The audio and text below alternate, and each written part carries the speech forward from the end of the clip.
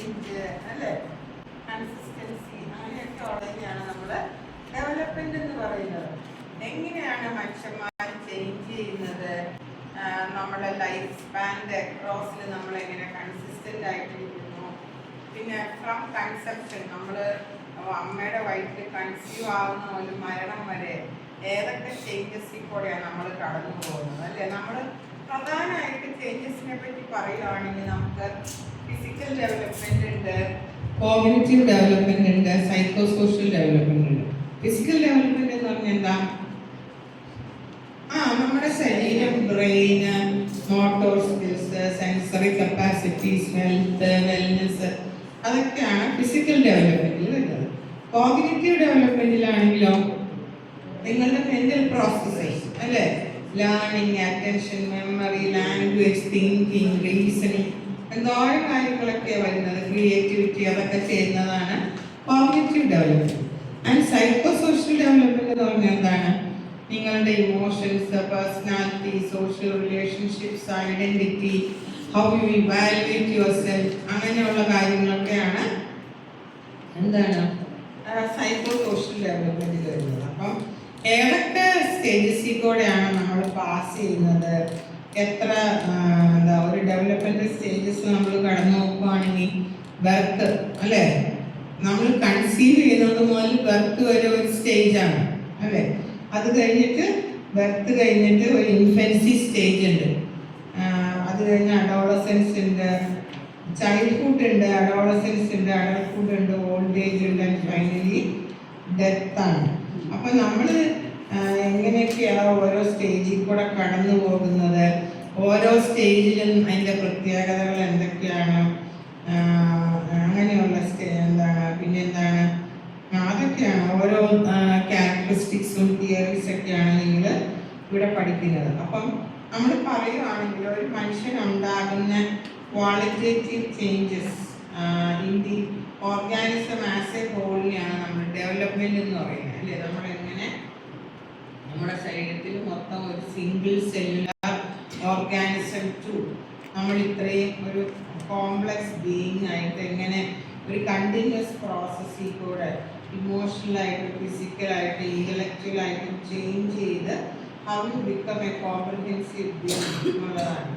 നമുക്ക് പറയാൻ ഡെവലപ്മെന്റ് എടുത്ത് നോക്കിയാൽ നമുക്ക് പറയാൻ പറ്റും കണ്ടിന്യൂസ് ആണ്, ഗ്രാജുവൽ ആണ് അല്ലേ. പെട്ടെന്ന് ആരെങ്കിലും ഡെവലപ്പ് ചെയ്യുമോ? ഇല്ല. സിംഗിൾ സെല്ലാണ്, ഡബിൾ സെല്ലാവും, അങ്ങനെ അങ്ങനെ അങ്ങനെ നമ്മൾ മൾട്ടിപ്ലൈ ചെയ്യുന്നത്, അല്ലാതെ ഒറ്റ അടിക്കാതെ ഒറ്റ ഡെവലപ്മെന്റ് അല്ല അല്ലേ. അപ്പോൾ ഒരു ഗ്രാജുവലായിട്ടും കണ്ടിന്യൂസ് ആയിട്ടുള്ള പ്രോസസ്സാണ്. പിന്നെ അതുപോലെ നമ്മുടെ എൻവയോൺമെൻറ്റിൻ്റെ കണ്ടീഷൻ അനുസരിച്ച് നമ്മുടെ ബിഹേവിയറിലുള്ള ചേഞ്ചസിനെ നമ്മൾ ഡെവലപ്മെൻറ്റ് എന്ന് പറയും. അപ്പം നമ്മളുടെ ഗ്രോത്ത് ഫിസിക്കലായിട്ടും നമ്മളുടെ കപ്പാസിറ്റീസ് ഓവർ ടൈം എങ്ങനെ ഒരു മച്ചുറേഷനിലേക്ക് വരുന്നു ഇൻ ഇൻട്രാക്ഷൻ വിത്ത് എൻവയോൺമെൻ്റ് ആണ് നമ്മൾ ഡെവലപ്മെൻറ്റ് എന്ന് പറയുന്നത്. ഇനി ഈ ഡെവലപ്മെൻറ്റ് സൈക്കോളജിയുടെ ഗോളുകൾ എന്തൊക്കെയാണെന്ന് ചോദിച്ചിട്ടുണ്ടെങ്കിൽ to describe, explain and to optimize development. To describe എന്ന് പറഞ്ഞാൽ എന്താണ്, എങ്ങനെയൊക്കെയാണ് ഏതൊക്കെ പാറ്റേണിലാണ് നമ്മൾ ചേഞ്ച് ചെയ്യുന്നത് ഓവർ ടൈം. പിന്നെ അതുപോലെ തന്നെ ഇനി മനുഷ്യന്മാർക്ക് എന്തെങ്കിലും ചേഞ്ച് ഉണ്ടോ, അതുപോലെ തന്നെ ഓരോ ഇൻഡിവിജ്വൽ ടു ഇൻഡിവിജ്വൽ ഡിഫറൻസ് ഉണ്ടോ ഡെവലപ്മെൻറ്റിനുണ്ടോ? ഉണ്ടല്ലേ. ചില മനുഷ്യർ നോക്കുക പ്യൂബേർട്ടി ആകുമ്പോഴത്തേക്ക് പെട്ടെന്ന് വളരും, ചില മനുഷ്യർ പ്യൂബേർട്ടി കഴിയുമ്പോഴാണ് ഭയങ്കരമായിട്ട് വളരുന്നത് അല്ലേ. ഓരോ മനുഷ്യർക്ക് ചില മനുഷ്യർ കുഞ്ഞു വയസ്സിൽ ഭയങ്കര ഉണ്ടായിട്ടിരിക്കുന്നുണ്ടാവും, പക്ഷെ വലുതാകുമ്പോൾ പെട്ടെന്ന് നമുക്ക് സർപ്രൈസിങ് ആയിട്ടുള്ള ചേഞ്ച്. ചില മനുഷ്യർക്ക് 8ാം ക്ലാസ്സിൽ പഠിക്കുമ്പോഴേ ശബ്ദമൊക്കെ ചേഞ്ച് ചെയ്യും, താടിയും മീശയൊക്കെ വരും.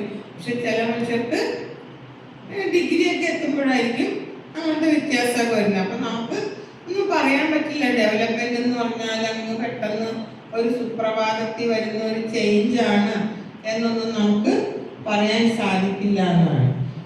പിന്നെ അതുപോലെ തന്നെ എങ്ങനെയാണ് നോർമേറ്റീവ് പ്രോസസ്സ് നോട്, അതായത് നോർമൽ ആയിട്ടുള്ള ഡെവലപ്മെന്റും ഈ തരത്തിലുള്ള ഡെവലപ്മെന്റും തമ്മിൽ എന്താണ്, ഓരോ മനുഷ്യന്റെ ഡെവലപ്മെന്റും നോർമൽ ഡെവലപ്മെന്റുമായിട്ട് ഇൻ കമ്പാരിസൺ. ചില മനുഷ്യർ നോർമലി ഡെവലപ്പ് ചെയ്തു പോകും. ചില മനുഷ്യർ ഡെവലപ്പ് ചെയ്യുന്ന പാറ്റേണിന് കുറച്ച് നല്ല വ്യത്യാസങ്ങളുണ്ടാവും. ആൻഡ് ഫൈനലി എങ്ങനെയാണ് ഒപ്റ്റിമൈസ് ഡെവലപ്മെന്റ് ചെയ്യുന്നത്, അതായത് ഈ തിയറീസ് എങ്ങനെയാണ് പ്രാക്ടിക്കൽ സിറ്റുവേഷൻസിലേക്ക് നമ്മൾ ഡെവലപ്പ് ചെയ്യുന്നത്, എങ്ങനെയാണ് നമ്മൾ പേരൻസ് കുട്ടികളോട് സെക്യൂർ അറ്റാച്ച്മെന്റ് സ്റ്റൈൽ ഡെവലപ്പ് ചെയ്യുന്നത്, എങ്ങനത്തെ കണ്ടീഷൻസിൽ കൂടെ പോയാലാണ് അങ്ങനെ ഹെൽത്തി ആയിട്ടൊരു അറ്റാച്ച്മെന്റ് സ്റ്റൈല് കുട്ടിക്ക് വരുന്നതെന്നൊക്കെയാണ്. അപ്പോൾ ആദ്യമായിട്ട് നമ്മൾ നോക്കുവാണെങ്കിൽ സ്റ്റേജസ് ഓഫ് ഡെവലപ്മെന്റ് ആണ്. സ്റ്റേജസ് ഓഫ് ഡെവലപ്മെന്റ് നോക്കിയാൽ പ്രീനേറ്റൽ പീരീഡ് ഉണ്ട്, നമുക്കറിയാം from the time of conception to birth ആണ്. പിന്നെ infancy, birth to age 3, early childhood 3 to 6, middle childhood 6 to 11, adolescence 11 to 20, young adulthood 20 to 40, middle adulthood 40 to 65, and late adulthood above 65. പക്ഷേ ഇപ്പൊ നോക്കിക്കോ, ഇപ്പൊ കുറെ ആളുകളൊക്കെ പറയുന്നുണ്ട് അങ്ങനെയൊന്നുമല്ല, 65 വയസ്സായ ആളുകൾ യങ്സ്റ്ററാണ് അല്ലേ, അങ്ങനെയൊക്കെ ഒരുപാട് ചേഞ്ച് പാറ്റേൺസ് ഒക്കെ പറയുന്നുണ്ട്. With the advent of technology നമ്മുടെ ഈ സ്റ്റേജസ് ഒക്കെ ചേഞ്ച് ആയി എന്നൊക്കെയാണ് പറയുന്നത്. ഓക്കെ, എന്തായാലും നമ്മുടെ പുസ്തകത്തിൽ കൊടുത്തിരിക്കുന്ന പോലെ നമുക്ക് പോകാം. പ്രീനേറ്റൽ പീരീഡ് എന്ന് പറഞ്ഞാൽ നമ്മൾ കൺസീവ് ആകുന്നത് മുതൽ നമ്മൾ ജനിക്കുന്ന വരെയുള്ള സമയമാണ്. ആ 9 മാസത്തിനാണ് നമ്മൾ പ്രീനേറ്റൽ ചേഞ്ച് എന്ന് പറയുന്നത്. ഒരുപാട് ചേഞ്ചസ് ആ സമയത്ത് കുട്ടിക്ക് സംഭവിക്കുന്നുണ്ട്. ഒരു സിംഗിൾ സെൽ സൈഗോട്ടിൽ നിന്ന് നമ്മളൊരു ബേബി ആയിട്ട് എല്ലാ ഇന്റേണൽ ഓർഗൻസും ബ്രെയിനും എല്ലാം ഡെവലപ്പ് ചെയ്ത് നമ്മളൊരു പൂർണ്ണ വളർച്ചയെത്തിയ ഒരു കുട്ടിയായിട്ട് മാറുകയാണ് ആ സ്റ്റേജിൽ ചെയ്യുന്നത് അല്ലേ. ഫെർട്ടിലൈസേഷൻ ആ സമയത്താണ്, അതിനെയാണ് സൈഗോട്ട് എന്ന് നമ്മൾ പറയുന്നത്. ഫെർട്ടിലൈസേഷൻ ടു സെക്കൻഡ് വീക്ക് ആ പീരീഡാണ് പ്രീനേറ്റലിനെ ക്ലാസിഫൈ ചെയ്തിട്ടുണ്ട്. Period of zygote. സൈഗോട്ട് എന്ന് പറയുന്നത് എന്താണ്, ഒരു പിൻ ഹെഡിനോടാണ് കമ്പാരിസൺ. അന്നേരം മുതൽ എല്ലാ നറിഷ്മെന്റും കിട്ടിയിട്ട് പിന്നെ അത് ഫെലോപ്പിയൻ ട്യൂബിൽ കൂടെ യൂട്രസിൽ വന്നിട്ട് അങ്ങനെ മൾട്ടിപ്ലൈ ചെയ്ത് പിന്നെ അതിൻ്റെ സൈഗോട്ടിൻ്റെ ഔട്ടർ ലെയർ വന്നിട്ട് ഇന്നർ ലെയറായിട്ടും ഔട്ടർ ലെയറായിട്ട് സെപ്പറേറ്റ് ചെയ്യുന്നു. Outer layer develops into placenta, umbilical cord and amniotic sac. പിന്നെ ഇന്നർ ലെയറാണ് സൈഗോട്ടായിട്ട് ഡെവലപ്പ് ചെയ്യുന്നത്. അപ്പം ഒരു 10 ദിവസം ആഫ്റ്റർ ഫെർട്ടിലൈസേഷൻ ആണ് യൂട്രൈൻ വാളിൽ സൈഗോട്ട് ഇംപ്ലാന്റഡ് ആകുന്നത്. പിന്നെ അതുപോലെ തന്നെ ഒരു മിനിയേച്ചർ ഹ്യൂമൻ ആയിട്ട് അത് ഡെവലപ്പ് ചെയ്യുന്നു. അപ്പോൾ എന്താണ് മനുഷ്യന്റെ ഡെവലപ്മെന്റ് വന്നിട്ട് സെഫാലോപോഡലാണ്. From brain to head region to extremities ആണ് മനുഷ്യൻ ഡെവലപ്പ് ചെയ്യുന്നത്. പിന്നെ എക്സ്റ്റേണൽ ഇന്റേണൽ എല്ലാം എസെൻഷ്യൽ ഫീച്ചേഴ്സ് ഒക്കെ എംബ്രിയോണിക് പീരീഡിലാണ് എസ്റ്റാബ്ലിഷ്ഡ് ആകുന്നത്. പിന്നെ എംബ്രിയോ അവിടെ നിന്ന് പെട്ടെന്ന് ഡെവലപ്പ് ചെയ്ത് ലിംസ് പിന്നെ ആയിട്ട് വരും. പിന്നെ പ്ലാസെന്റ വന്നിട്ട് അംബിലിക്കൽ കോഡ് അമ്നിയോട്ടിക് സാക് ഒക്കെ ആയിട്ട് ഡെവലപ്പ് ചെയ്തിട്ട് ആ എക്സ്റ്റേണൽ മെംബ്രെയിൻ ആണ് നമ്മളെ പ്രൊട്ടക്ട് ചെയ്യുന്നത് അല്ലേ, പ്രൊട്ടക്ട് ചെയ്യുകയോ നറിഷ് ചെയ്യുകയോ ചെയ്യുന്നത്. പിന്നെ സെക്കൻഡ് പ്രീനേറ്റൽ മന്തിലാണ് എന്താണ് ഏകദേശം 1.5 ഇഞ്ച് ലെങ്ത്, അത്രയും സെക്കൻഡ് മന്തിൽ ഇത്രയാണ് നമ്മൾ വരുന്നുള്ളൂ. 1.5 ഇഞ്ച് നീളമാണ് നമുക്ക് വരുന്നത്. ആൻഡ് വെയിറ്റ് ഇസ് 1.25 ounces ആണ്. പിന്നെ പീരിയഡ് ഓഫ് ഫീറ്റസ് ആണ്. സെക്കൻഡ് ലൂണാർ മന്ത് ടു ബർത്തിനെയാണ് ഫീറ്റൽ പീരിയഡ് എന്ന് നമ്മൾ പറയുന്നത്. ഈ സമയത്ത് ഭയങ്കര ക്വിക്കായിട്ടുള്ള ചേഞ്ചസ് ആണ്. അതായത് ഓൾറെഡി ഫോം ചെയ്ത ബോഡി പാർട്സ് എല്ലാം പെട്ടെന്ന് ഡെവലപ്പ് ചെയ്യുകയും ഫങ്ഷൻ ചെയ്യാൻ ആരംഭിക്കുകയും ചെയ്യും. തേർഡ് ലൂണാർ മന്തിൻ്റെ എൻഡിലാണ് വെൽ ഡെവലപ്ഡ് ആയിട്ട് ഇന്റേണൽ ഓർഗൻസ് ഫങ്ഷൻ ചെയ്യാൻ പറ്റുന്നത്. അതായത് ഹാർട്ട് ബീറ്റ് ഒക്കെ നമുക്ക് ഡിറ്റക്ട് ചെയ്യാൻ പറ്റണമെങ്കിൽ 3 മാസത്തിൻ്റെ എൻഡിലാണ് പറ്റുള്ളൂ. പിന്നെ ഫിഫ്ത്ത് ലൂണാർ മന്ത് ആകുമ്പോഴത്തേക്കും എല്ലാ ഇന്റേണൽ ഓർഗൻസും അതിൻ്റെതായ positions in adult body occupy ചെയ്യും. നെർവ് സെൽസ് തേർഡ് വീക്കും അതിൽ പ്രസൻ്റ് ആണ്. അതിൻ്റെ എണ്ണം ഭയങ്കരമായിട്ട് കൂടും. പിന്നെ അതുപോലെ തന്നെ ഞാൻ പറഞ്ഞില്ലേ, അമ്മയുടെ ബോഡിയിലുള്ളതും അമ്മയുടെ എൻവയോൺമെൻറ്റിലുള്ളതായ എല്ലാ ചേഞ്ചസും ഈ എംബ്രിയോയ്ക്ക് റെസ്പെക്റ്റീവ് ചേഞ്ചസ് വരും. അതുകൊണ്ടാണ് നമ്മൾ എപ്പോഴും പറയുന്നത്, ഒരു സ്ത്രീ വന്നിട്ട് കൺസീവ് ആയി കഴിഞ്ഞാൽ ഭയങ്കര സന്തോഷമായിട്ട് നല്ലതായിട്ട് ആഹാരമൊക്കെ കൊടുത്ത് നല്ല മാൽ നറിഷ്മെൻ്റ് ഒന്നും വരാത്ത രീതിയിൽ വേണം നമ്മൾ അതിനെ പ്രൊട്ടക്റ്റ് ചെയ്യാൻ, അല്ലേ? പിന്നെ 18 and 22 weeks, 18 weeks എന്ന് പറഞ്ഞാൽ എന്താ? 6 മാസം, അല്ലേ? 6 മാസം to 8 മാസമാണ് ഫീറ്റൽ മൂവ്മെന്റ് നമുക്ക് മനസ്സിലാക്കാൻ പറ്റുന്നത്. പിന്നെ 8 മാസം 9 മാസം ആകുമ്പോഴത്തേക്കും 8 മാസമൊക്കെ ആകുമ്പോൾ മൂവ്മെന്റ് കൂടും. 9 മാസമൊക്കെ ആകുമ്പോഴത്തേക്ക് കുറച്ചും കൂടെ സ്ലോ ഡൗൺ ചെയ്യും മൂവ്മെന്റ് വന്നിട്ട്. പിന്നെ ഫീറ്റൽ ബ്രെയിൻ ഒക്കെ നല്ലതായിട്ട് ഡെവലപ്പ് ചെയ്യും. ബേബി ഹെഡ് ഡൗൺ പൊസിഷനിൽ പെൽവിക് റീജിയനിൽ 9 മന്ത് ആകുമ്പോഴത്തേക്കും എന്താണ് അത് ഫിക്സ് ചെയ്യും. പിന്നെ റോളിങ്, കിക്കിങ് അങ്ങനെയുള്ള മൂവ്മെൻറ്റ്സ് ഒക്കെ അത് വയറ്റിൽ ഇരുന്ന് തന്നെ ചെയ്യും. പിന്നെ 7th മന്തിൻ്റെ എൻഡിലാകുമ്പോഴത്തേക്കും അതിൻ്റെ ഡെവലപ്മെൻ്റ് ഒക്കെ ഏകദേശം കുറച്ച് നല്ലതായിട്ട് കംപ്ലീറ്റ് ആയിട്ടുണ്ടാവും. പിന്നെ നമുക്കറിയാം അതിൻ്റെ സ്കിന്നും മേത്ത് കുറേ മുടിയൊക്കെ ഉണ്ടാവും, കാരണം അത് അമ്നിയോട്ടിക് ഫ്ലൂയിഡിലാണ് ഫ്ലോട്ട് ചെയ്യുന്നത്, അല്ലേ?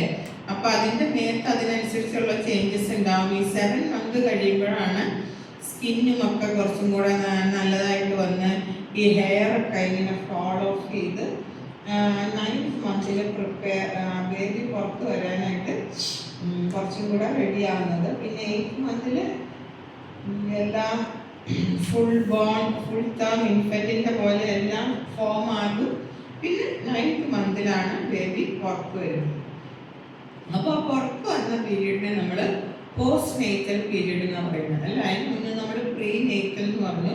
പുറത്ത് വന്നു കഴിഞ്ഞാൽ ആഫ്റ്റർ ബർത്ത്, അതാണ് പോസ്റ്റ് നേറ്റൽ പീരീഡ് എന്ന് പറയുന്നത്.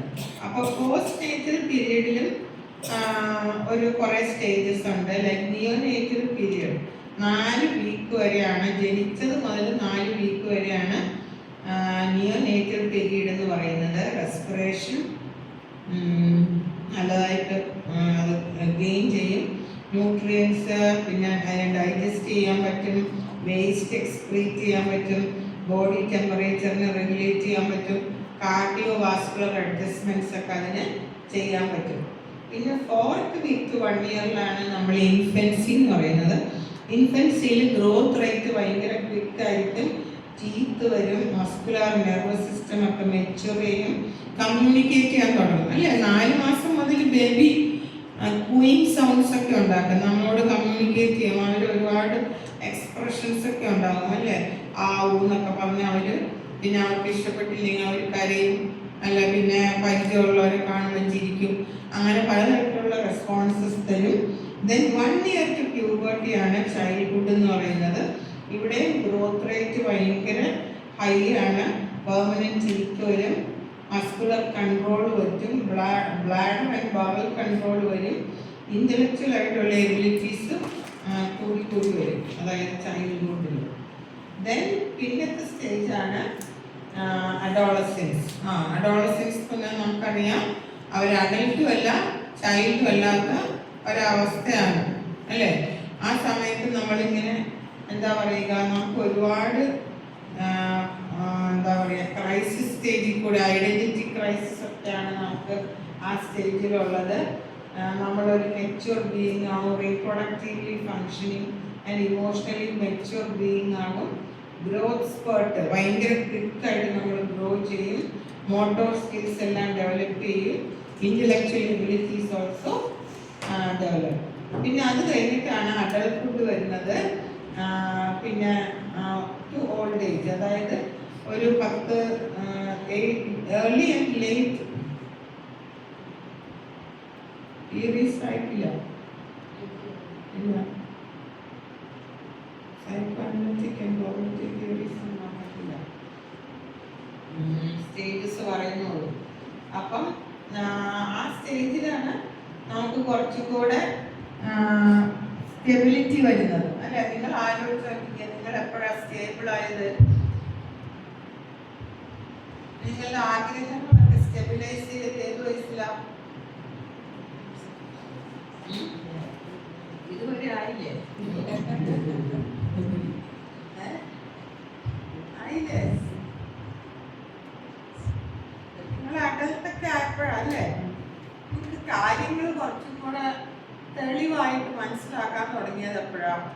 10-22 വയസ്സൊക്കെ ആകുമ്പോഴാണ് എനിക്ക് അതൊക്കെ മനസ്സിലാവുന്നത് അല്ലേ. ഒരുപാട് കാര്യങ്ങളൊക്കെ അതേ അത്രയും നാൾ കൊണ്ടൊക്കെ സംഭവിച്ചു. പിന്നെ ഇമോഷണലി ഫിസിയോളജിക്കലി ഒക്കെ നമ്മൾ കുറച്ചുകൂടെ നല്ല സ്റ്റേബിൾ ആകുന്ന ഒരു സമയം അതാണ്. പിന്നെ അഡൾട്ട്ഹുഡിൻ്റെ എൻഡോട് കൂടിയാണ് ഡീജനറേറ്റീവ് ചേഞ്ചസ്. 40-45 വയസ്സ് 40 വയസ്സൊക്കെ കഴിയുമ്പോൾ മുതൽ നമുക്ക് കൺസ്ട്രക്റ്റീവ് ആയിട്ടുള്ള ആക്ടിവിറ്റീസിന് പകരം ഡീജനറേഷൻ ബിഗിൻ ചെയ്യും അല്ലേ. നമ്മൾ കുറച്ച് നമ്മുടെ എബിലിറ്റീസ് ഒക്കെ കുറഞ്ഞു വരും, കുറച്ച് ഓർമ്മ കുറയും, അങ്ങനെയൊക്കെ വരും. ദെൻ സെനിസെൻസ് എന്നുള്ള ഏജ് പറയുന്നത് ഓൾഡ് ഏജ് ടു ഡെത്ത് ആണ്. ഡീജനറേഷൻ ഭയങ്കര സ്പീഡിലായിരിക്കും. Body becomes less able to cope with demands. അവിടെയൊക്കെ വേദന, നമ്മൾ വിചാരിക്കുന്ന പോലെ ഒരു പണി നടക്കൂല അല്ലേ. അരമണിക്കൂർ അടുക്കള ജോലി തീർക്കൊണ്ടിരുന്ന നമ്മൾ രാവിലെ മുതൽ വൈകുന്നേരം വരെ കൊണ്ടാണ് ഒരു ചോറും 2 കറി വെക്കുന്നത്. ഇന്ന് എന്ത് ചെയ്തു എന്ന് നോക്കിയാൽ നമുക്ക് തന്നെ വിഷമം തോന്നും. നമ്മൾ കാര്യമായിട്ടൊന്നും ചെയ്തില്ല എന്നൊക്കെ നമുക്ക് തോന്നും അല്ലേ. പിന്നെ നമുക്ക് ഇനിയും മൂത്ത് വരുമ്പോൾ ഡീജനറേഷൻ കൂടി എന്തെങ്കിലും ഒരു കാരണം കൊണ്ടൊക്കെ നമ്മളങ്ങ് മരിച്ചു പോവുകയാണ് ചെയ്യുന്നത് അല്ലേ. ഓരോ സ്റ്റേജിലും അതിൻ്റെതായ ഒരുപാട് പ്രത്യേകതകളുണ്ട്. ഇനി നമ്മൾ നോക്കുകയാണ്, അപ്പം ഇതൊക്കെയാണ് സ്റ്റേജസ് പറയുന്നത്. ഇനി നോക്കുകയാണെങ്കിൽ കുറേ തിയറിറ്റിക്കൽ എക്സ്പ്ലനേഷൻസ് ഉണ്ട്. അതിനാദ്യമായിട്ട് നമ്മൾ പഠിക്കുന്നത് ജീൻ പിയാഷയുടെ തിയറിയാണ് കോഗ്നിറ്റീവ് ഡെവലപ്മെന്റ് തിയറി. അതായത് കുട്ടികൾക്ക് എങ്ങനെയാണ് അവരുടെ കോഗ്നിറ്റീവ് എബിലിറ്റീസും പ്രോസസ്സസും ഡെവലപ്പ് ചെയ്യുന്നത്. അപ്പോൾ അദ്ദേഹം പറയുന്നത് ഈ ഒരു ഏർലി ലൈഫിൽ ഉണ്ടാകുന്ന കുറേ ചേഞ്ചസ് കൊണ്ട് ലേറ്റർ ലൈഫിൽ ഒരുപാട് മാറ്റങ്ങൾ വരും. അതിൽ ഈ കോൺസെപ്റ്റ്സ് ആയിട്ട് പറയുന്നത് സ്കീമാസ്. നമ്മൾ സ്കീമാസ് എന്താണെന്ന് നിങ്ങൾ ഫണ്ടമെന്റലിൽ പഠിച്ചു കാണും അല്ലേ. Categories that help us to interpret and understand the world. ഇപ്പം നിങ്ങളോട് പറയാണ് സമരം എന്ന് പറഞ്ഞാൽ നിങ്ങൾക്ക് അറിയാവോ സമരം എങ്ങനെയാണ്? ബന്ദ് എങ്ങനെയാണെന്നറിയാവോ? അത് നിങ്ങളുടെ സ്കീമയാണ്. അതായത് എങ്ങനെയാണ് ബന്ദ് എന്ന് പറഞ്ഞാൽ നിങ്ങളുടെ മനസ്സിലൊരു ചിത്രമുണ്ട്. കടകളൊക്കെ അടഞ്ഞിട്ടുണ്ടാവും, കുറേ മനുഷ്യർ മുദ്രാവാക്യമൊക്കെ വിളിച്ച് പോകണ്ടാവും, ചിലപ്പോൾ എന്തെങ്കിലും പ്രകോപനപരമായ കാര്യങ്ങളിൽ ഈ കല്ലേറും തടസ്സങ്ങളൊക്കെ ഉണ്ടാവും അല്ലേ. അങ്ങനെ ഓരോന്നൊക്കെ നമുക്കുണ്ടാവും. അതൊക്കെയാണ് ബന്ധം എന്ന് പറഞ്ഞാൽ അല്ലേ. പിന്നെ അമ്മ എന്ന് പറഞ്ഞാൽ എങ്ങനെയായിരിക്കണം, പിള്ളേരെന്ന് പറഞ്ഞാൽ എങ്ങനെയായിരിക്കണം, എല്ലാത്തിനും നമുക്ക് സ്കീമാസ് ഉണ്ട്, നമുക്കൊരു മെൻ്റൽ ഫ്രെയിം വർക്ക് ഉണ്ട്. Then adaptation. അതായത് അഡാപ്റ്റേഷൻ എന്ന് പറഞ്ഞാൽ പിയാഷയുടെ കോൺസെപ്റ്റിൽ ഒരു ഫണ്ടമെൻ്റൽ പ്രോസസ്സാണ്. എല്ലാ ലിവിങ് ബീങ്സും അഡാപ്റ്റ് ചെയ്യും. എന്തൊക്കെയാണോ ചേഞ്ചസ് അതിനനുസരിച്ച് നമ്മൾ അഡാപ്റ്റ് ചെയ്യും. അതിനനുസരിച്ച് അതുപോലെ തന്നെ അസിമുലേഷനും അക്കോമഡേഷനും, അതാണ് അഡാപ്റ്റേഷൻ്റെ 2 പ്രോസസ്സ്. അസിമുലേഷൻ എന്ന് പറഞ്ഞാൽ എന്താണ്? പുതിയതായിട്ടുള്ള കാര്യങ്ങൾ നമ്മൾ എടുക്കുന്നതിനാണ് അസിമുലേഷൻ എന്ന് പറയുന്നത്. അക്കോമഡേഷൻ എന്ന് പറഞ്ഞാൽ എന്താണ്?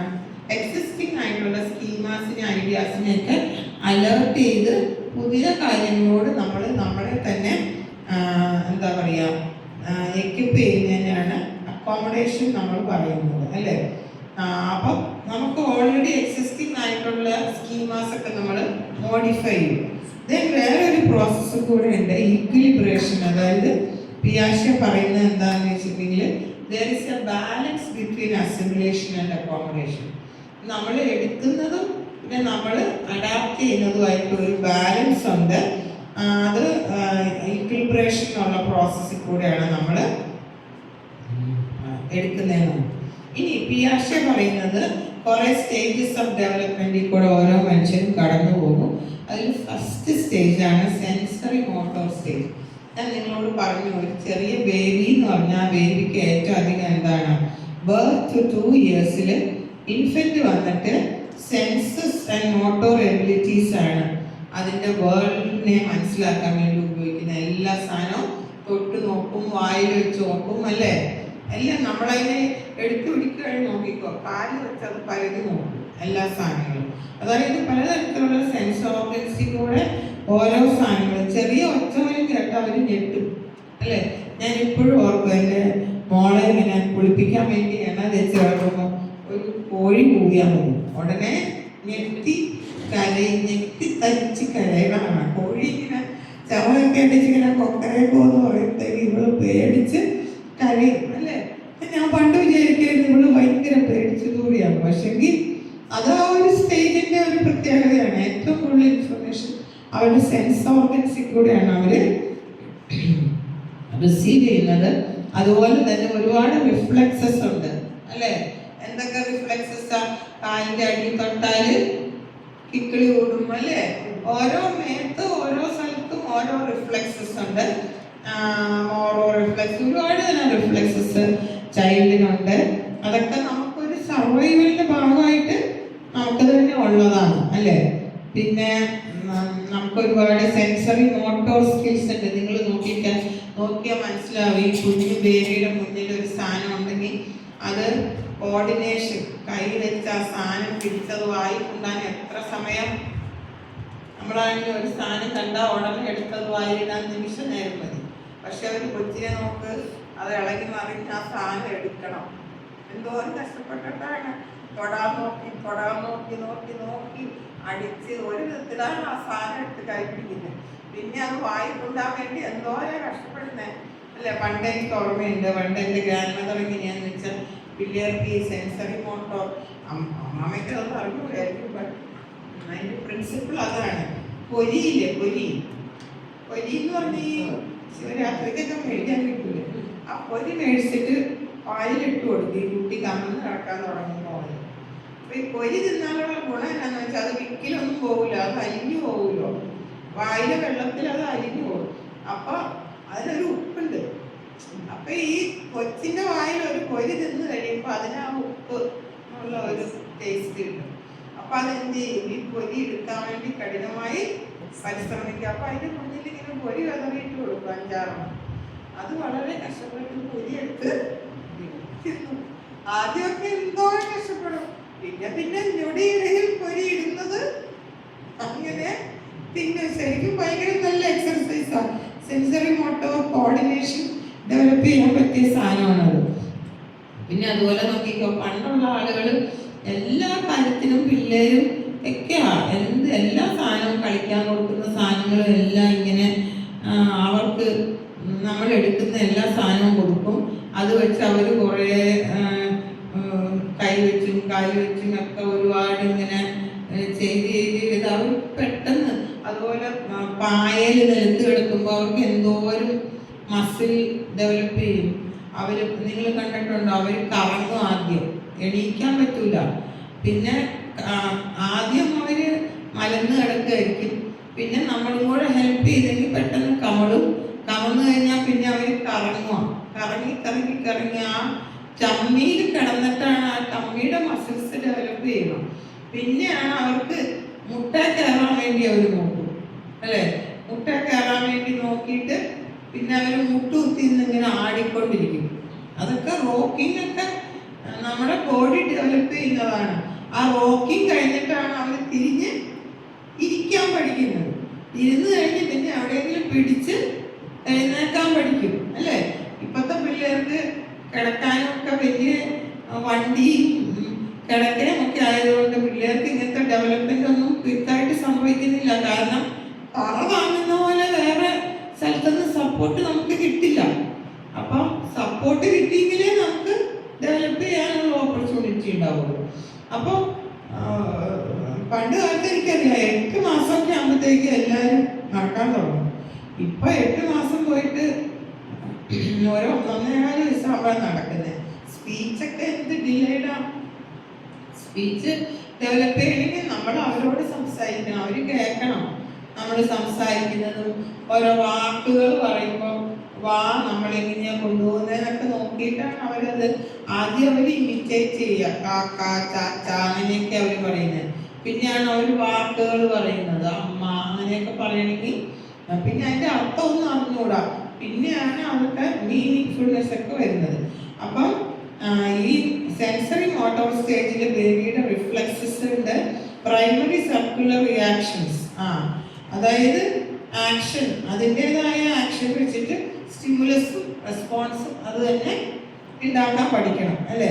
പിന്നെ സെക്കൻഡറി സർക്കുലർ റിയാക്ഷൻസ് ഒന്ന് 4 to 8 മാസം, അതായത് ചുറ്റുമുള്ള സാധനത്തിനെ ഫോക്കസ് ചെയ്യാനും പിന്നെ ഇന്റൻഷനലി റിപ്പീറ്റ് ചെയ്യാനും അത് ശ്രമിക്കുന്നത് 4 മുതൽ 8 മാസം വരെയാണ്.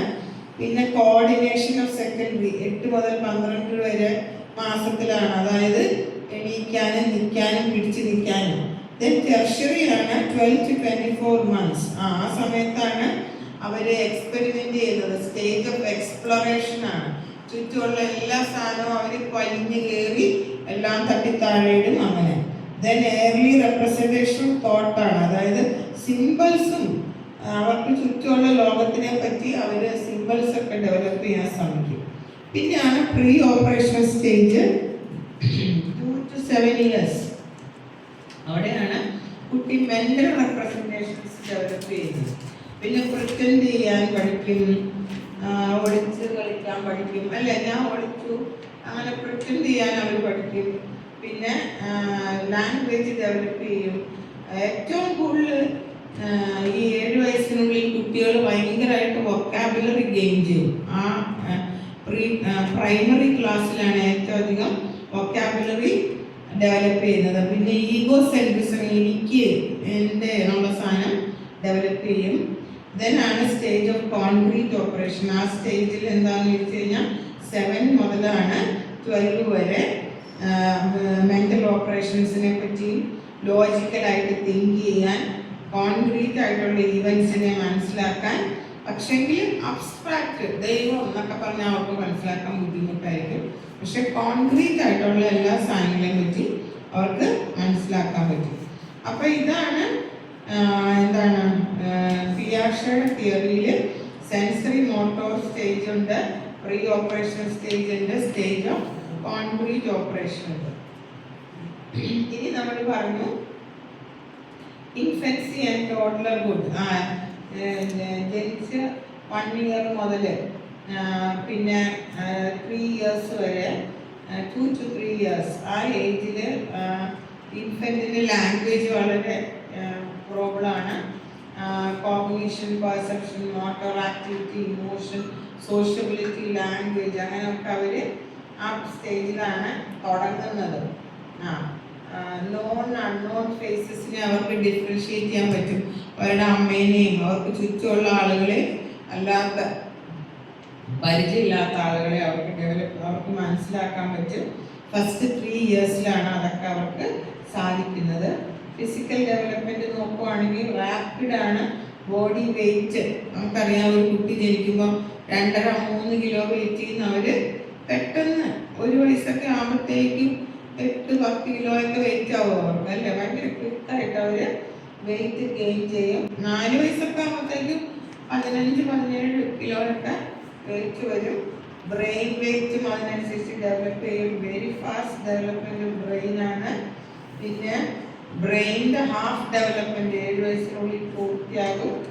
അതുപോലെ തന്നെ മോട്ടോർ ഡെവലപ്മെൻറ്റ് സീക്വൻഷ്യലായിട്ടുള്ള ഫ്രം ബ്രെയിൻ ടു ലിംസ് ആണ് ഏറ്റവും കൂടുതൽ. ഹെഡ് ടു ട്രങ്ക് ആണ് ഡെവലപ്പ് ചെയ്യുന്നത്. സെഫാലോകോഡൽ ഡെവലപ്മെൻറ്റ് എന്നാണ് പറയുന്നത്. ഇരിക്കാനും ക്രോൾ ചെയ്യാനും ക്രീപ്പ് ചെയ്യാനും സ്റ്റാൻഡ് പിടിച്ച് നിൽക്കുക, പിന്നെ വിത്തൗട്ട് ഹെൽപ്പ് നിൽക്കുക, പിന്നെ വാക്ക് ചെയ്യുക, ഓടുക, അങ്ങനെയുള്ള സാധനങ്ങളൊക്കെ. ഐ ഹാൻഡ് കോർഡിനേഷൻ, അതുപോലെ തന്നെ ബ്രൈറ്റ് കളർ പെർസെപ്ഷൻ, ബ്രൈറ്റ് ആയിട്ടുള്ള സാധനങ്ങളൊക്കെ അവർക്ക് നല്ലതായിട്ട് ഇഷ്ടപ്പെടും. Clapping, loud noises, sources of noise, എവിടെ നിന്ന് ആ ശബ്ദം വന്നതെന്നൊക്കെ അവർക്ക് തിരിച്ചറിയാൻ പറ്റും. മനുഷ്യന്മാരുടെ ശബ്ദങ്ങൾ ഡിഫറൻഷിയേറ്റ് ചെയ്യാൻ പറ്റും. അമ്മ വിളിച്ചാലും വീട്ടിലുള്ളവർ വിളിച്ചാലും പുറത്തുള്ളവർ വിളിച്ചാലൊക്കെ കുട്ടിക്ക് തിരിച്ചറിയാൻ പറ്റും. പിന്നെ അതുപോലെ തന്നെ 4 months ആകുമ്പോഴാണ് ഫസ്റ്റ് സോഷ്യൽ റെസ്പോൺസ്, അല്ലേ? എന്താ ഫസ്റ്റ് സോഷ്യൽ റെസ്പോൺസ്? ചിരിക്കും, അല്ലേ? ആളെ തിരിച്ചറിഞ്ഞ് ചിരിക്കുന്നതാണ് ഫസ്റ്റ് സോഷ്യൽ റെസ്പോൺസ്. അത് എത്ര മാസമാണ്?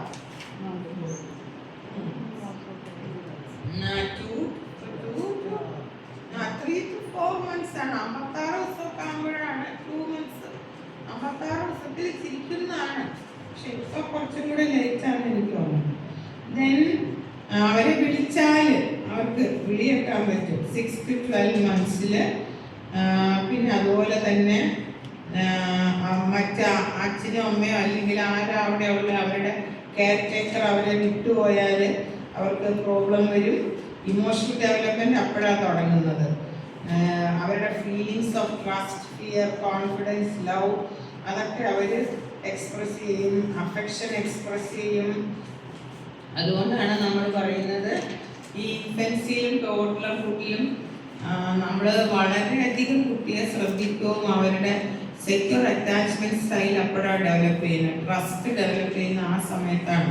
അപ്പോൾ നമ്മൾ അവരെ വളരെയധികം കെയർ കൊടുത്താൽ മാത്രമേ നല്ലതായിട്ട്, സെപ്പറേറ്റ് ഒക്കെ ചെയ്ത് കഴിഞ്ഞാൽ ഭയങ്കര വലിയ പ്രോബ്ലം ആയിരിക്കും.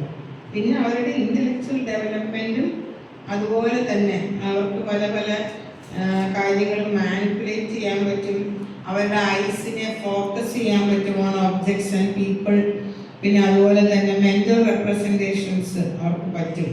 അമ്മ എന്ന് പറഞ്ഞാൽ അമ്മയുടെ മുഖം അവർക്ക് മനസ്സിൽ കാണാൻ പറ്റും. മാമ, പാപ്പ അങ്ങനത്തെ സൗണ്ടുകൾ ഉണ്ടാക്കാൻ പറ്റും. ലാംഗ്വേജ് എബിലിറ്റി, സെൻസ് ഓർഗൻസ് കുറച്ചും കൂടെ ഡെവലപ്പ് ചെയ്യും. പിന്നെ ക്രിയേറ്റിവിറ്റി ഒക്കെ ഡെവലപ്പ് ചെയ്യും. സോഷ്യലൈസേഷൻ, മറ്റുള്ള മനുഷ്യരുമായിട്ട് അവർ ഇൻട്രാക്ട് ചെയ്യാൻ തുടങ്ങും. അതൊക്കെ ആ സ്റ്റേജിലാണ്. പിന്നെയാണ് ചൈൽഡ്ഹുഡ്. ചൈൽഡ്ഹുഡ് എന്ന് പറഞ്ഞാൽ എന്താണ്? ഏർലി ചൈൽഡ്ഹുഡും ലേറ്റ് ചൈൽഡ്ഹുഡും ഉണ്ട്. അതായത് 3 to 13 years. അതിനാണ് ചൈൽഡ്ഹുഡ് എന്ന് നമ്മൾ പറയുന്നത്. ഈ ചൈൽഡ്ഹുഡിനകത്ത് നമ്മൾ പറയുന്ന പോലെ സിഗ്നിഫിക്കൻ്റ് ആയിട്ടുള്ള ഫിസിക്കൽ ആൻഡ് സൈക്കോളജിക്കൽ ചേഞ്ചസ് ഉണ്ട്. ഹൈറ്റ് 2-3 ഇഞ്ച്, വെയിറ്റ് കുറച്ച് കൂടും, നടക്കാനും ഓടാനും ജമ്പ് ചെയ്യാനും പ്ലേ ചെയ്യാനും മനുഷ്യരെ ഡിസ്റ്റിങ്വിഷ് ചെയ്യാനും ഇൻഡിപെൻഡൻസി ഡെവലപ്പ് ചെയ്യും. അങ്ങനെ ഒരുപാട് കാര്യങ്ങൾ ഡെവലപ്പ് ചെയ്യുന്ന ചൈൽഡ്ഹുഡിലാണ്. Childhood is also very very important ആണ്. അതുപോലെ തന്നെ അബ്ഡോമിനൽ മസിൽസ് ഡെവലപ്പ് ചെയ്യും. ട്രങ്ക്, ആംസ്, ലെഗ്സ് ഒക്കെ നീളത്തിൽ വരും. ബ്രെയിൻ നല്ലതായിട്ട് ഡെവലപ്പ് ചെയ്യും. 6 to 11 years ആണ്. പിന്നെ അതുപോലെ manners, interactions with others, eating habits ഒക്കെ പ്രോപ്പറായിട്ട് ഡെവലപ്പ് ചെയ്യുന്ന പ്രായമാണ് ചൈൽഡ്ഹുഡ്. പിന്നെ ടോയ്ലറ്റ് ട്രെയിനിങ് അതൊക്കെ നടത്തേണ്ട പ്രായമാണ്. പിന്നെ 5 to 6 years ആകുമ്പോൾ കുറച്ചും കൂടെ ഇൻഡിപെൻഡൻസ്, സോഷ്യോ ഇമോഷണൽ ഡെവലപ്മെൻറ്റ് അവർക്ക് വരും. Self, gender roles, moral development. അതുകൊണ്ടാണ് ഈ ചെറിയ ക്ലാസ്സിലെ കുട്ടികളുടെ പുസ്തകത്തിൽ നിറയെ മോറൽ സ്റ്റോറീസ് ഉള്ളത്. That is the time wear they develop morally. അപ്പം ആ സമയത്ത് നമ്മളൊക്കെ പഠിച്ചിട്ടുണ്ട് അക്ബറിൻ്റെയും ബീർബലിൻ്റെ ഒക്കെ കഥകൾ, പഞ്ചതന്ത്രം കഥകൾ ഒക്കെ അല്ലേ?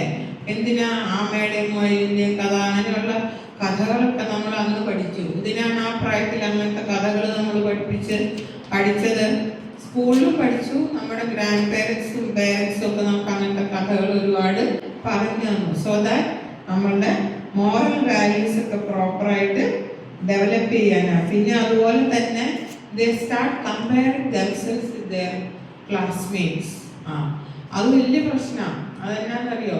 നമ്മളെ കമ്പയർ ചെയ്യുമ്പോൾ എന്താ മനസ്സിലാവുന്നത്? നമുക്ക് എവിടെയെങ്കിലും കുറവുണ്ടോ കൂടുതലുണ്ടോ എന്നൊക്കെ മനസ്സിലാക്കാൻ പറ്റും.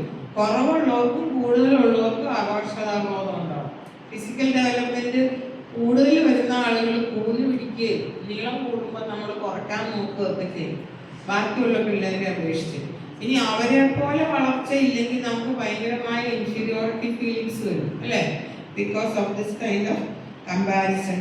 then they can describe themselves. അവരാരാണ്, എന്താണ്, അവർക്ക് എന്താണ് വേണ്ടിയത്, റൈറ്റും റോങ്ങും നമ്മൾ ഡിഫറൻഷിയേറ്റ് ചെയ്യാൻ പറ്റും. ഗിൽറ്റ്, മിസ്റ്റേക്സിന് ഗിൽറ്റ് ഫീൽ ചെയ്യാൻ പറ്റും. സോറോ, ഹാപ്പിനെസ്, അങ്ങനത്തെ ഇമോഷൻസ് ഒക്കെ അവർക്ക് ഫീൽ ചെയ്യാൻ പറ്റും. പിന്നെ വൈ, വേർ, ഹൗ, അങ്ങനെ കോഗ്നിറ്റീവ്ലി ഇൻഫർമേഷൻ പ്രോസസ്സ് ചെയ്യാൻ പറ്റും. എൻവയോൺമെൻറ്റിൽ നിന്നുള്ള ഇൻട്രാക്ഷൻസിൽ നിന്നൊക്കെ സിംബോളിക് ആയിട്ട് അവർക്ക് ഒരുപാട് ലോജിക്കൊക്കെ അവർക്ക് മനസ്സിലാക്കാൻ പറ്റും ആ പ്രായത്തിൽ. പിന്നെ നമുക്കറിയാം അഡോളസൻസ് എന്ന് പറയുന്നത് ഭയങ്കര ഗ്രോത്ത് സ്പേർട്ടുള്ള ഒരു പ്രായമാണ്. കൾച്ചറൽ കോണ്ടെക്സ്റ്റ് അനുസരിച്ചിട്ട് നമുക്ക് ഒരുപാട് കൾച്ചറിനെയൊക്കെ നമ്മൾ ഇൻകോർപ്പറേറ്റ് ചെയ്യും നമ്മുടെ ബിഹേവിയറിലേക്ക്. പിന്നെ physical development, sexuality, identity formation, ഇത് രണ്ടുമാണ് ഏറ്റവും വലിയ ചാലഞ്ചസ് അല്ലേ. അവരുടെ ഹൈറ്റ്, വെയിറ്റ്, സ്ട്രെങ്ത്, ബോണ്, മസിലൊക്കെ ഡെവലപ്പ് ചെയ്യും. സെക്ഷൽ മെച്യൂരിറ്റി, മെൻസ്ട്രേഷൻ ഒക്കെ ഉണ്ടാകും. ഫീമെയിൽസിന് അവരുടെ ഹോർമോണൽ സിസ്റ്റംസ് ഒക്കെ നല്ലതായിട്ട് ഫങ്ഷൻ ചെയ്യാൻ തുടങ്ങും. ബോയ്സിനും ഗേൾസിനും അവരുടെ ഷേപ്പിനെ പറ്റി, ബോഡിയെ പറ്റിയൊക്കെ അവർ അവെയർ ആയിരിക്കും. അങ്ങനെയൊക്കെ. പിന്നെ അവരുടെ identity is very very important for them. ആ പ്രായത്തിൽ ഐഡിയലും റിയലും ഒക്കെ ഡെവലപ്പ് ചെയ്യും. പിന്നെ ഈ പ്രായത്തിൽ അവരെ നല്ലതായിട്ട് എൻകറേജ് ചെയ്യുകയോ മോട്ടിവേറ്റ് ചെയ്യുകയോ പ്രോപ്പറായിട്ട് അവരുടെ ഇൻട്രസ്റ്റുകളെ ചാനലൈസ് ചെയ്യുകയും ചെയ്തില്ലെങ്കിൽ എന്ത് പറ്റും, പല പല ആൻറ്റി സോഷ്യലായിട്ട് അബ്യൂസീവായിട്ടും ഡിപ്രഷനിലേക്കൊക്കെ അവർ പോകാനുള്ള ചാൻസ് ഉണ്ട്. അപ്പം അവർക്ക് ഇഷ്ടമല്ല വേറെ ആരും അവരുടെ ഇൻ്റർഫിയർ ചെയ്യുന്നത്. ബിക്കോസ് അവരുടെ ഐഡൻറ്റിറ്റി സീക്ക് ചെയ്യുന്ന സമയമാണ്. ഇമോഷണാലിറ്റി ഭയങ്കര കൂടുതലാണ്. അതുകൊണ്ട് ഭയങ്കര ഒരു കെയർഫുൾ ആയിട്ട് വേണം ആ പ്രായത്തിലുള്ള ആളുകളെ നമ്മൾ ഹാൻഡിൽ ചെയ്യാൻ. പിന്നെ കോഗ്നിറ്റീവ് ഡെവലപ്മെൻറ്റ് ഭയങ്കര ക്വിക്കാണ്. ഒരുപാട് നോളജ് അവർ ആ സമയത്ത് അക്യൂമുലേറ്റ് ചെയ്യും. പിന്നെ അതുപോലെ തന്നെ മറ്റുള്ളവരുടെ ഒപ്പീനിയനെ പറ്റിയും അവരുടെ സ്പിരിച്വാലിറ്റി, ട്രഡീഷൻസ്, ബിലീഫ്സ്, അങ്ങനെയുള്ള കാര്യങ്ങളൊക്കെ അവർക്ക് പരമപ്രധാനമായിരിക്കും ഡ്യൂറിങ് ദ അഡോളസൻസ്. പിന്നെ അഡോളസൻസ് കഴിഞ്ഞ് അഡൾട്ട്ഹുഡിലേക്ക് കയറുകയാണ്. നമ്മൾ പറയും 18-21 വയസ്സിലാകുമ്പോഴാണ് നമ്മൾ അഡൾട്ട്ഹുഡിലേക്ക് കയറുന്നത്. Early adulthood, middle adulthood, late adulthood, അങ്ങനെ മൂന്നായിട്ട് ആക്ച്വലി ഹർലോക്കിൻ്റെ ക്ലാസിഫിക്കേഷനാണ് തിരിച്ചിട്ടുണ്ട്. ഏർലി അഡൾട്ട്ഹുഡിൽ എന്താണ്, നമുക്ക് ഏറ്റവും കൂടുതൽ ഇൻറ്റിമേറ്റ് റിലേഷൻഷിപ്സ് ഡെവലപ്പ് ചെയ്യുന്നു, ഫാമിലി ബിഗിൻ ചെയ്യുന്നു, important decisions in life, career choice, friends, പിന്നെ അതുപോലെ തന്നെ റെക്കഗ്നീഷൻ, ജോബ് സെക്യൂരിറ്റി, അതൊക്കെ ഭയങ്കര പ്രധാനമാണ് ഏർലി അഡൾട്ട്ഹുഡിൽ. മിഡിൽ അഡൾട്ട്ഹുഡിൽ എന്താണ്, gradual physical abilities, physical health, സ്റ്റാമിനയൊക്കെ കുറച്ച് കുറഞ്ഞു വരും. പിന്നെ കുറച്ച് ക്ഷീണമൊക്കെ വരും. പിന്നെ that is the age where you care for your elderly parents. പിന്നെ എന്താണ്, മെനപ്പോസിലേക്കൂടെയൊക്കെ നമ്മൾ കടന്നു പോകും. സൈക്കോളജിക്കൽ ആൻഡ് ഇൻ്റലക്ച്വൽ ചേഞ്ചസ് ഒക്കെ നമുക്ക് കൂടുതലായിട്ട് വരും. ടു ബിക്കം മോർ നർച്ചറിങ് ആ പ്രായത്തിൽ. പിന്നെ ലേറ്റ് അഡൾട്ട്ഹുഡിൽ ആണെങ്കിൽ നമുക്ക് ഓൾഡ് ഏജിൻ്റെ ഇക്വലൻ്റ് ആണ്, final stage of physical change ആണ്. പിന്നെ ഈ ഫിസിക്കൽ ഡെവലപ്മെൻറ്റ് അഡൾട്ട്ഹുഡിൽ നമ്മുടെ ഫിസിക്കൽ ഡെവലപ്മെൻ്റ് ഒക്കെ മാക്സിമം ആയിരിക്കും. നമ്മൾ ഏർലി അഡൾട്ട്ഹുഡിൽ, പിന്നെ മിഡിൽ അഡൾട്ട്ഹുഡ് ആകുമ്പോഴത്തേക്കും ഡീജനറേഷൻ തുടങ്ങും. ലേറ്റ് അഡൾട്ട്ഹുഡിൽ നമുക്ക് എന്താ പറയുക, ഡിക്ലൈൻ ആയിരിക്കും കൂടുതൽ. സൈക്കോ സോഷ്യൽ സ്റ്റേജസ് നോക്കുവാണെങ്കിൽ ഒരു കരിയർ, ലൈഫ്, ഫാമിലി, അങ്ങനെ ഒരുപാട് സോഷ്യൽ ചേഞ്ചസ് ഒക്കെ നമുക്കുണ്ടാകും. നമ്മുടെ സിബ്ലിങ്സ്, പിന്നെ അങ്ങനെ ഓരോന്നൊക്കെ ആ സ്റ്റേജിൽ നമുക്ക് കുറച്ച് പ്രോബ്ലംസ് ഒക്കെ ഉണ്ടാകും, കുറേ കോൺഫ്ലിക്ട്സ് ഒക്കെ ഉണ്ടാകും. പേരൻസുമായിട്ട് നമുക്ക് കോൺഫ്ലിക്ട്സ് ഉണ്ടാകും. ഇൻഡിപെൻഡൻസ് കൂടുതൽ വേണമെന്നുണ്ടാകും. അങ്ങനെയുള്ള ഐഡൻറ്റിറ്റി സെർച്ചിൻ്റെ പ്രായമാണ്. പക്ഷെ മിഡിൽ ഏജ് ആകുമ്പോഴത്തേക്ക് അതൊക്കെ നമുക്ക് സെറ്റിലാകും. പിന്നെ അവരുടെ ജോബിനെ പറ്റിയൊക്കെ അവർ കൂടുതൽ വറി ചെയ്യും. പിന്നെ ലേറ്റ് അഡൾട്ട്ഹുഡിൽ എന്താ, നമുക്ക് മോർ എന്താണ്, കുറച്ചും കൂടെ വിസ്ഡം വരുന്ന പ്രായമാണ് അല്ലേ. നമ്മൾ ലൈഫിലൊക്കെ സെറ്റിൽ ചെയ്തു, മേജറായിട്ടുള്ള റെസ്പോൺസിബിലിറ്റീസ് ഒക്കെ നമ്മുടെ ഫിനിഷായി, അങ്ങനെയൊക്കെ വരുമ്പോൾ നമുക്കിടെ ഡെയിലി നീഡ്സ് ഒക്കെ മാത്രമേ നമുക്ക് കൂടുതലായിട്ട് കൺസേൺ ഉള്ളൂ. പക്ഷെ that is the age where നമ്മുടെ വീട്ടിൽ കൊച്ചുമക്കളോ അങ്ങനെയൊക്കെ വരുമ്പോൾ നമ്മൾ എന്ത് ചെയ്യും, നമ്മൾ അവരുടെയൊക്കെ മെൻറ്റേഴ്സായിട്ട് ആക്ട് ചെയ്യേണ്ട പ്രായം. You are the ones who connect these little ones to the society. അപ്പോൾ അങ്ങനെ ഒരു മെൻറ്ററിങ് റോളിലേക്ക് നമ്മൾ മാറുകയാണ്. അപ്പം ഇൻ്റലക്ച്വൽ കപ്പാസിറ്റി യങ് അഡൾട്ട്ഹുഡിൽ കൂടുതലായിരിക്കും, മിഡിൽ അഡൾട്ട്ഹുഡിൽ കുറഞ്ഞു വരും, ലേറ്റർ അഡൾട്ട്ഹുഡിൽ നമുക്ക് കുറച്ച് നല്ലതായിട്ടൊരു ഡിക്ലൈൻ വരുന്നതാണ്. പിന്നെ ലേറ്റർ അഡൾട്ട്ഹുഡിനെ തന്നെയാട്ടോ ഇവർ ഓൾഡ് ഏജ് എന്നുള്ള ഇത് പറയുന്നത്. പിന്നെ ഓരോ രാജ്യത്തിനനുസരിച്ച് ഈ റിട്ടയർമെൻറ്റ് ഏജ് ഒക്കെ വ്യത്യാസമുണ്ട്. എംപ്റ്റി നെസ്റ്റ് സിൻഡ്രോം നമ്മൾ എക്സ്പീരിയൻസ് ചെയ്യുന്നത്. ലേറ്റ് അഡൽഹുഡിൽ അല്ലേ, നമ്മുടെ വീട്ടിലൊക്കെ നമ്മളൊക്കെ മാത്രമേ ഉള്ളൂ ലേറ്റ് അഡൽഹുഡിൽ. മക്കളൊക്കെ നമ്മളെ ഇട്ടിട്ട് എവിടെയെങ്കിലുമൊക്കെ ജോലിയൊക്കെ അന്വേഷിച്ചൊക്കെ പോയിട്ടുണ്ടാവും. മിക്കവാറും വീടുകളിൽ പേരൻസ് മാത്രമായിരിക്കും ഉണ്ടാകുന്നത്. നമ്മുടെ നാട്ടിൽ റിട്ടയർമെൻറ്റ് ഏജ് 50, 55 to 60 വേറെ പുറം നാട്ടിലൊക്കെ നോക്കിക്കഴിഞ്ഞാൽ അവർക്ക് ഇനിയും കുറച്ചും കൂടെ 70 വയസ്സൊക്കെ ആയിരിക്കും റിട്ടയർമെൻറ്റ് ഏജ്. ഇവിടെ ഫിസിക്കൽ ഡെവലപ്മെൻ്റ് എന്നൊന്നും പറയാൻ പറ്റില്ല, പക്ഷേ നമുക്ക് പ്രൈമറി ആൻഡ് സെക്കൻഡറി ഏജിങ് ഉണ്ട് ഡിറ്റീരിയറേഷൻ്റെ അകത്ത്. അതായത് ജനറ്റിക് ഫാക്ടേഴ്സൊക്കെ വെച്ചിട്ട് നമുക്കൊരു പ്രൈമറി ഡിറ്റീരിയറേഷൻ വരും. പ്രൈമറി ഏജിങ്ങിൻ്റെ ഭാഗമായിട്ടാണ് സെക്കൻഡറി ഏജിങ് വരുന്നത്. ഡിസ്യൂസ് ഓർ അബ്യൂസ്, ഈ 3 കാര്യം കൊണ്ട് നമുക്ക് ഡിറ്റീരിയറേഷൻ വരുമ്പോഴാണ് നമ്മളതിനെ സെക്കൻഡറി ഏജിങ് എന്ന് പറയുന്നത്. പിന്നെ സെൻസറി മോട്ടോർ കോർഡിനേഷൻ ഒക്കെ നമുക്ക് ഭയങ്കര കുറവായിരിക്കും, മെമ്മറി കുറവായിരിക്കും, പ്രോൺ ടു ആക്സിഡൻസ് ഒക്കെ ആയിരിക്കും. സൈക്കോ സോഷ്യൽ ചേഞ്ചസ് ഇവിടെ എന്താ സംഭവിക്കുന്നതെന്ന് വെച്ച് കഴിഞ്ഞാൽ നമുക്ക് എന്തെങ്കിലും മേലായികയാണ്, പിന്നെ നമ്മൾ റെസ്റ്റ് ചെയ്യും, അവൈറ്റിംഗ് ഡെത്ത്, പിന്നെ നമ്മളുടെ ഫ്രണ്ട്സൊക്കെ കുറച്ച് പേരൊക്കെ മരിച്ചു പോകും. അപ്പോൾ നമുക്ക് അതിനോടുള്ള വിഷമങ്ങൾ അങ്ങനെയുള്ള കാര്യങ്ങളൊക്കെ ആയിരിക്കും ഈ സ്റ്റേജിൽ. അപ്പോൾ അതാണ് സൈക്കോ സോഷ്യൽ ഡെവലപ്മെൻറ്റ്. അപ്പോൾ നമ്മൾ നോക്കുവാണെങ്കിൽ ഡെവലപ്മെൻറ്റ് സൈക്കോളജി എന്നുള്ള ബ്രാഞ്ചിൽ എക്രോസ് ലൈഫ് സ്പാൻ ഒരു ഇൻഡിവിജ്വലിൻ്റെ ഏതൊക്കെ തരത്തിലുള്ള ഡെവലപ്മെൻ്റ് ആണോ അതെല്ലാം കോഗ്നിറ്റീവ്, ഫിസിക്കൽ, സോഷ്യൽ, ഇമോഷണൽ എല്ലാം നമ്മൾ പഠിക്കുകയാണ്. എന്തൊക്കെ behavioural changes, physical changes, cognitive changes ഒക്കെയാണ് നമുക്ക് വരുന്നത്. അതുപോലെ തന്നെ നമ്മൾ പിന്നെ ഒരു കാര്യം കൂടെ പഠിച്ചു, psychosocial stages of development, Jean പിയാഷെയുടെ, which is also very very important. ഇത്രയാണ് ഡെവലപ്മെൻറ്റ്. പിന്നെ എനിക്ക് തോന്നുന്നു ഡെവലപ്മെൻറ്റ് സൈക്കോളജി ഒരു വൈകുമ്പോഴുണ്ട് അല്ലേ, where you see everything in detail. ഓരോന്നും ഓരോ യൂണിറ്റും ഈ നമ്മളീ പറഞ്ഞ ഓരോ ടോപ്പിക്കും ഓരോ യൂണിറ്റായിട്ട് നിങ്ങൾ അതിൽ പഠിക്കുന്നുണ്ട്. പിന്നെ എന്തിനാണോ ഇതിനകത്ത് ഡെവലപ്മെൻറ്റ് ഉള്ളത്?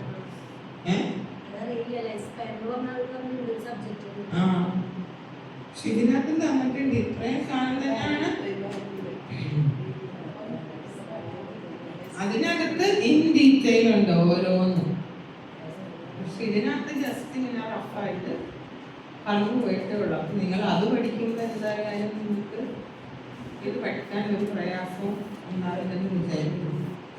ഇവിടെയാണ് നിങ്ങൾക്ക് 10 പാഠം അല്ലേ, 10 പാഠമാണ് നിങ്ങൾക്ക് ഉണ്ടായത്.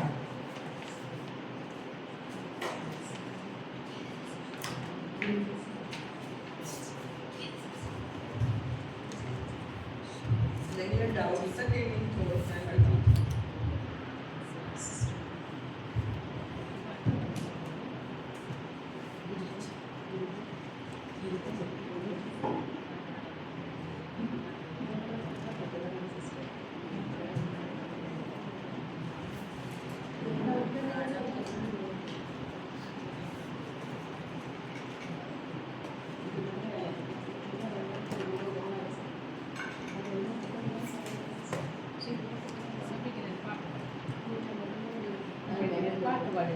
പാട്ടോ പാട്ട് പാടില്ല, ഒച്ച അടച്ചിരിക്കുക, ഒച്ച മറക്കില്ല.